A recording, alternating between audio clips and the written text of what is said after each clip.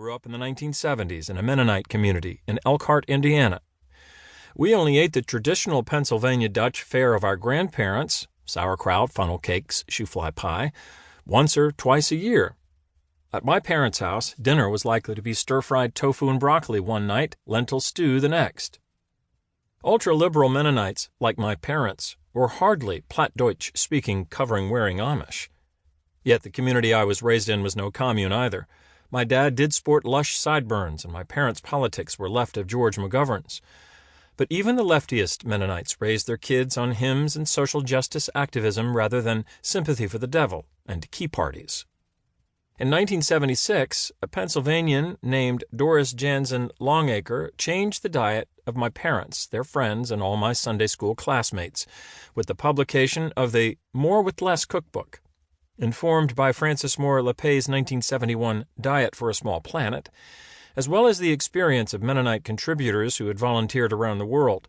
Recipes in the More with Less cookbook combined whole grain ingredients with African, Asian, and Central American flavors, garnished with earnest discussions of how to live on a planet with limited resources. I was 5 when my mother bought her copy of More with Less. She was no purist. Yet, for the next decade, Velveeta cheese and Frosted Flakes disappeared from our pantry, to be replaced by a host of strange brown substances.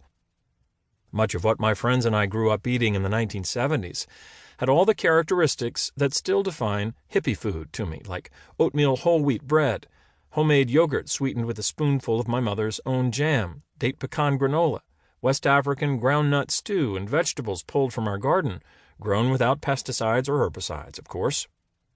My parents, like many of their generation, eased up on the restrictiveness of the More with Less diet as their careers accelerated and their children grew more persuasive. Yet the consciousness around food that the cookbook inspired, of the political significance of what we were eating, of the sense that no cuisine is truly foreign, of the goodness of whole wheat flour and honey, remained. In fact, it has colored my entire career in food.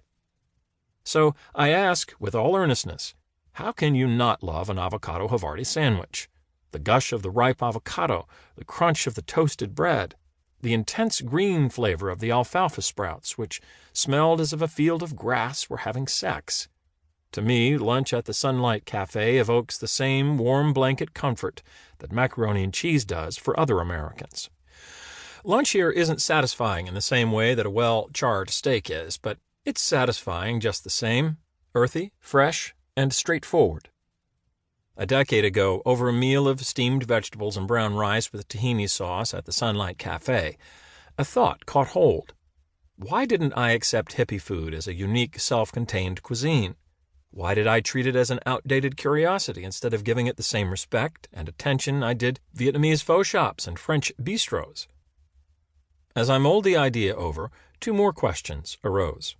Why did the counterculture start eating foods like brown rice, tofu, granola, and whole wheat bread in the 1960s and 1970s?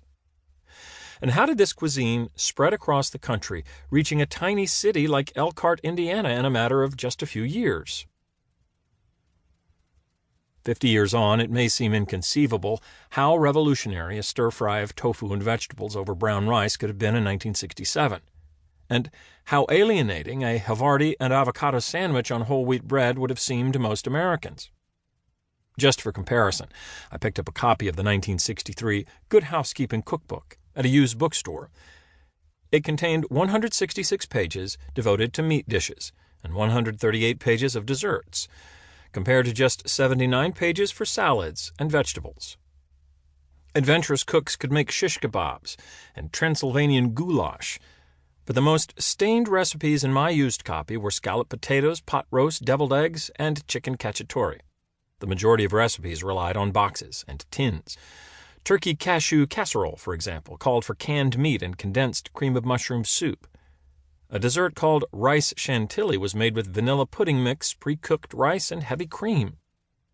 Although the 19th century and early 20th century saw the invention of canning, freezing, and other methods of processing food, World War II marked a turning point in American manufacturers' ability to manipulate our food into forms never seen in nature. Out of the war came the technological processes to produce dried soup powders and pudding mixes, salad oils, canned fruit.